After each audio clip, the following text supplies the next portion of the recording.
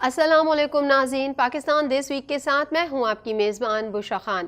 جیسا کہ آپ کو معلوم ہے، پاکستان دس ویک میں ہم لیتے ہیں جائزہ سیاسی، کاروباری اور دیگر سرگرمیوں کا۔ اس ہفتے بھی ہم آپ کے لیے لے کر آئے ہیں تازہ اور منفرد رپورٹس۔ 5 سالہ دور میں کئی نشیب و فراز کا سامنا کرنے والی قومی اسمبلی تحلیل۔ وزیر اعظم شہباز شریف کا قومی اسمبلی میں الوداعی خطاب۔ شہباز شریف نے کابینہ کے ساتھ آخری تصویر بنوائی۔ مزید تفصیلات اس رپورٹ میں۔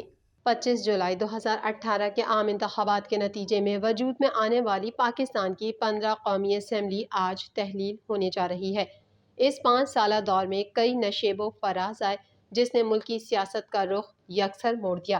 سب سے بڑا سیاسی واقعہ پاکستان کی تاریخ میں کسی بھی وزیر اعظم کے خلاف پہلی بار تحریک عدم اعتماد کا کامیاب ہونا تھا۔ وزیر اعظم شہباز شریف نے اسمبلی تحلیل کرنے کی سمری صدر مملکت کو بھجوانے کے بعد اپنی کابینہ کے ساتھ آخری تصویر بنوائی اور اس کے ساتھ ہی پیغام میں کہا کہ پاکستان کی سیاسی قوتوں کا ایک قومی ایجنڈے کے لیے اکٹھا ہونا ہمارے جمہوری نظام کے ارتقاء کی نمائندگی کرتا ہے۔ قومی اسمبلی میں خطاب کرتے ہوئے وزیر اعظم کا کہنا تھا کہ آج 16 مہینوں میں حکومت نے کسی سیاسی مخالف کو ناجائز تنگ نہیں کیا۔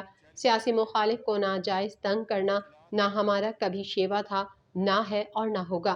ایک پارٹی کے لیڈر کو سزا ملی، ہمیں اس پر خوشی نہیں ہے۔ کسی کی سزا پر مٹھائی بانٹنے کا سوال ہی پیدا نہیں ہوتا۔ وزیر اعظم نے کہا کہ 9 مئی کا غدر ریاست، فوج اور فوج کے سپہ سالار عاصم منیر کے خلاف سازش تھی۔ دہشت گردی میں اس ملک نے بڑی قیمت ادا کی ہے۔ سب سے زیادہ اس قربانی میں صوبے KPK، بلوچستان، سندھ اور پنجاب نے حصہ ڈالا۔ سیاسی اکابرین، بچے شہید ہوئے، 80,000 پاکستانیوں نے جام شہادت نوش کیا، یہ معمولی بات نہیں۔ سال 2018 کے انتخابات میں پاکستان تحریک انصاف ایوان کی اکثریت کے ساتھ سامنے آئی۔ 13 اگست 2018 کو ممبران قومی اسمبلی نے حلف اٹھایا، جبکہ 18 اگست کو چیئرمین تحریک انصاف ملک کے 22ویں وزیر اعظم منتخب ہوئے اور پہلے ہی روز 9 منتخب وزیر اعظم نے احتساب کا نعرہ لگایا۔ نئے ایوان کی شروعات حکومت اور اپوزیشن کے تناؤ کے باعث کچھ اچھی نہ رہی اور PTI حکومت کو ابتدا ہی سے داخلی اور خارجی سطح پر چیلنجز کا سامنا ہوا۔ 28 فروری 2021 کو پارلیمنٹ کے مشترکہ اجلاس نے بھارتی جوہریت کے جواب میں امن و امان کی صورتحال برقرار رکھنے کے لیے ابھینندن کو بھارت کے حوالے کرنے کا ایوان میں اعلان کیا گیا۔ آرمی چیف کی مدت ملازمت سے متعلق واحد قانون سازی تھی جب اپوزیشن کی 2 بڑی جماعتوں پیپلز پارٹی اور مسلم لیگ نون نے PTI حکومت کی جانب سے پیش کردہ بل کی حمایت کی۔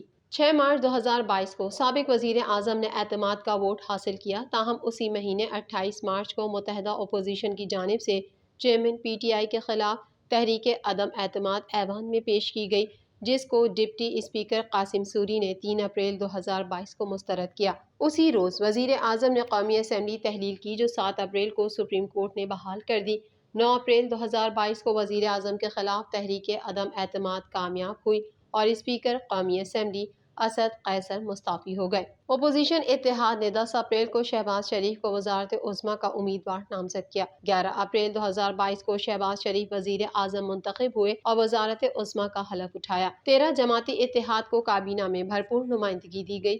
11 اپریل کو PTI نے قومی اسمبلی سے استعفے دیے، جبکہ 14 اپریل 2022 کو ڈپٹی اسپیکر قاسم سوری نے PTI کے 123 اراکین کے استعفے منظور کر لیے۔ اسد قیصر اور قاسم سوری کے استعفوں کے بعد اسی ایوان میں راجہ پرویز اشرف اور زاہد اکرام درانی کو اسپیکر اور ڈپٹی اسپیکر منتخب کیا گیا۔ PTI کے استعفوں کے بعد 20 اپریل 2022 کو راجہ ریاض قائد حزب اختلاف مقرر ہوئے اور حکومتی اتحاد نے فرینڈلی اپوزیشن کا قانون سازی میں بھرپور فائدہ اٹھایا۔ اس قومی اسمبلی نے مجموعی طور پر 230 بل جبکہ اتحادی حکومت نے 80 سے زائد بل منظور کیے۔ اعلیٰ عدلیہ سے محاذ آرائی اور نیب جیسی اہم قانون سازی پر کئی سوالات اٹھے۔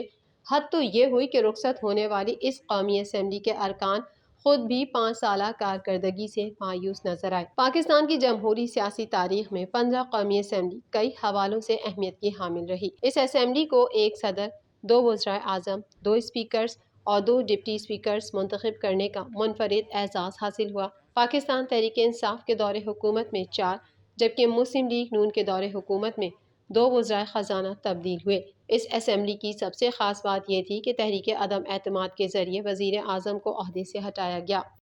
اقوام متحدہ کے سیکریٹری جنرل اینٹونیو گوتریس نے پاکستانی حکام سے مطالبہ کیا ہے کہ وہ سابق وزیر اعظم چیئرمین پی ٹی آئی کے خلاف کارروائی میں قانون کی حکمرانی کا احترام کرتے ہوئے انصاف کے تقاضے پورے کریں۔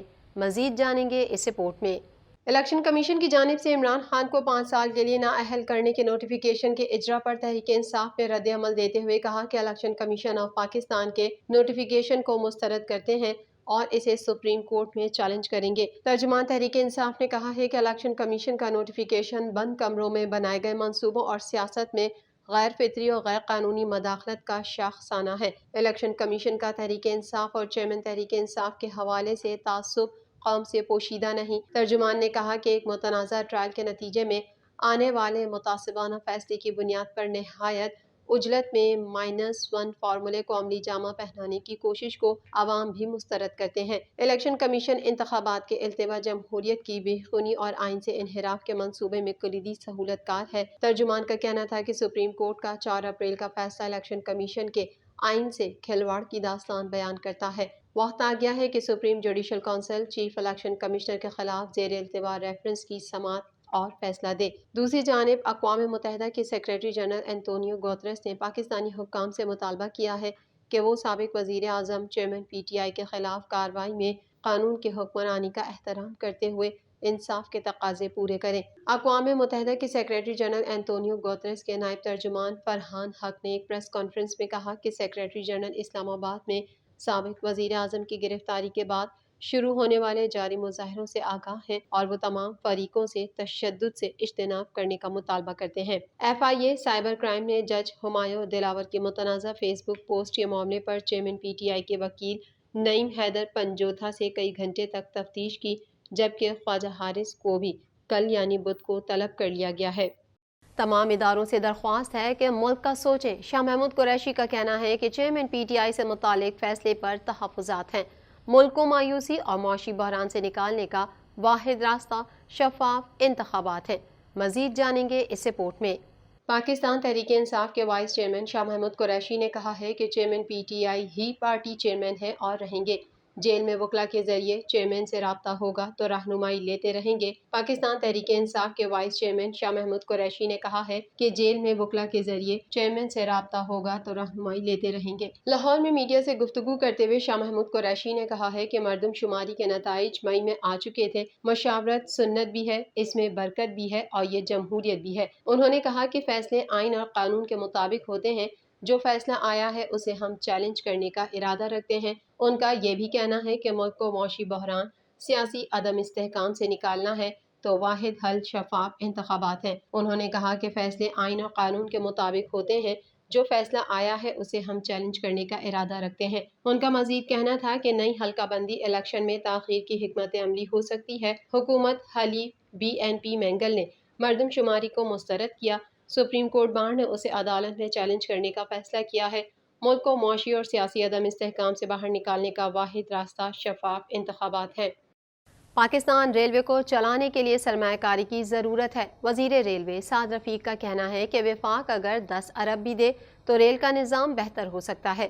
حادثے میں تخریب کاری کے شواہد نہیں ملے۔ مزید جانیں گے اس رپورٹ میں۔ وزیر ریلوے سعد رفیق نے سندھ کے ضلع سانگھڑ کے علاقے سرہاڑی کے قریب ہزارہ ایکسپریس کو پیش آئے حادثے کی وجوہات بتا دیں۔ سعد رفیق نے کہا کہ فش پلیٹ کا ٹرین حادثے سے کوئی تعلق نہیں۔ جائے حادثے پر ریل پٹری پر لکڑی کا کوئی جوڑ نہیں لگا ہوا۔ تحقیقات میں حادثے کی 2 وجوہات سامنے آئی ہیں، جن میں سے ایک ٹریک کا ٹکڑا اور دوسرا لوکوموٹو کے 2 وہیل جام تھے۔ قومی اسمبلی کے اجلاس سے اظہار خیال کرتے ہوئے سعد رفیق نے بتایا کہ ٹرین حادثے میں 30 مسافر جاں بحق اور درجنوں زخمی ہوئے، جبکہ 6 افسران و ملازمین کو معطل کیا گیا۔ ان کا کہنا تھا کہ ایک لوکوموٹو کے 2 ٹائر جام تھے جنہیں لبریکیٹ کیا گیا، اسے آپریشن کا حصہ نہیں ہونا چاہیے تھا۔ ایک بنیادی وجہ اس حادثے کی یہ تھی جو بیان کی گئی۔ حادثے کی دوسری بڑی وجہ ایک ریل ٹاپ میں پرابلم آیا۔ انہوں نے بتایا کہ ٹرین کی بوگیاں ڈی ریل نہیں ہوئی، الٹ گئی تھیں۔ سب سے پہلے انجن کے پیچھے والا ڈبہ الٹا۔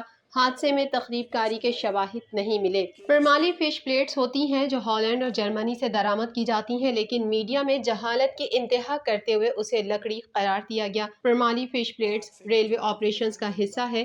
یہ لکڑی کا ٹکڑا نہیں تھا۔ وزیر ریلوے نے کہا کہ پاکستان ریلوے کو چلانے کے لیے سرمایہ کاری کی ضرورت ہے۔ اس حوالے سے وفاق اگر 10 ارب بھی دے تو ریل کا نظام بہتر ہو سکتا ہے۔ کوئی تحقیق کیے بغیر کہا یہ لکڑی سے ٹوٹے جوڑے ہوئے تھے، یہ معاملہ ہی نہیں تھا۔ اس پرمالی فش پلیٹ کا حادثے سے کوئی تعلق نہیں ہے اور یہ پورے سسٹم میں موجود ہے اور موجود رہے گی۔ اس کے بغیر سگنلنگ کا نظام چل نہیں سکتا۔ اور یہ جو پاکستان ریلوے میں سی بی آئی ہے، کمپیوٹر بیسڈ انٹرلاکنگ سسٹم، یہ اس کا موسٹ امپورٹنٹ پارٹ ہے۔ تو یہ تو بات ہے کہ اس کا حادثے سے کوئی تعلق نہیں ہے اور کوئی لکڑی کا جوڑ نہیں لگا ہوا، بلکہ یہ ریلوے آپریشنز کا حصہ ہے۔ خبروں کے سلسلے کو مزید آگے بڑھائیں گے، مگر یہاں وقت ہوا ہے ایک بریک کا۔